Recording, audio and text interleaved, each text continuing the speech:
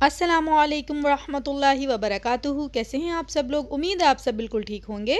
अल्लाह पाक आपको हमेशा खुश रखे, आमीन सुम्मा आमीन। तो आज हमने बनाया है होममेड केचप। केचप तो बच्चों को बहुत पसंद होता है और बड़ों को भी पसंद होता है। जब भी कोई स्नैक्स होते हैं तो उसके साथ केचप का होना तो बिल्कुल लाजमी है। तो क्यों ना फिर इस केचप को हम घर में ही बनाएं अपने बच्चों के लिए साफ़ सुथरे तरीके से, ताकि हमें टेंशन भी ना हो कि ज़्यादा ना खाएं, गला ना ख़राब हो जाए। जब घर में बनाएंगे तो हमें ये मालूम होगा कि ये हाइजेनिक है और साफ़ सुथरा है और बहुत ही आसानी से ये बन जाएगा, बहुत ही कम इंग्रेडिएंट्स में। तो यहाँ देखिए लिए हैं मैंने 2 किलो टमाटर और बहुत ही प्यारे से टमाटर अभी आए हुए हैं, सस्ते भी हैं। तो ज़्यादा सा केचप बना के अपने घर में अपने बच्चों के लिए स्टोर कर लें। तो यहाँ मैंने 2 किलो टमाटर लिए हैं और उनको इस तरह से देखिए मैंने कट कर लिया है।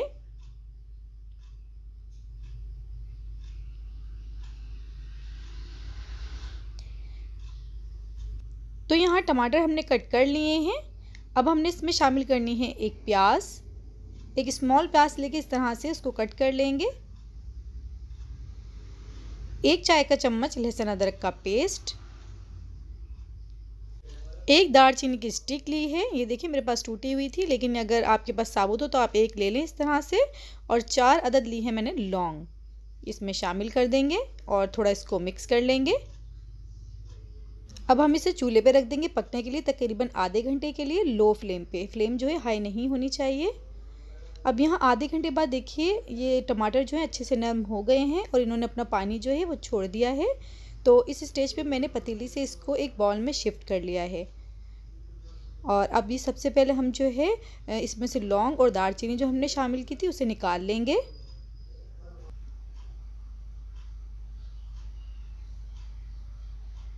और ये निकालने के बाद हैंड ब्लेंडर से हम इसको अच्छी तरह से ग्राइंड कर लेंगे। आपके पास जैसा भी ब्लेंडर है आप उससे कर सकते हैं, ग्राइंडर या ब्लेंडर जो भी हो आपके पास, तो आप उससे ग्राइंड कर लीजिएगा टमाटर को। तो इसके देखिए अच्छा से स्मूथ सा ही बैटर बन गया है। अब हम इसको इस छन्नी से छान लेंगे।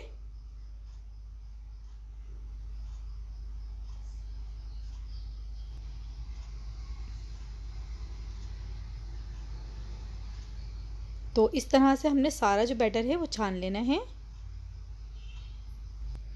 और जितना हो सके घर में ही बच्चों को इस तरह की चीज़ें बना के दिया करें तो वो ज़्यादा बेटर है।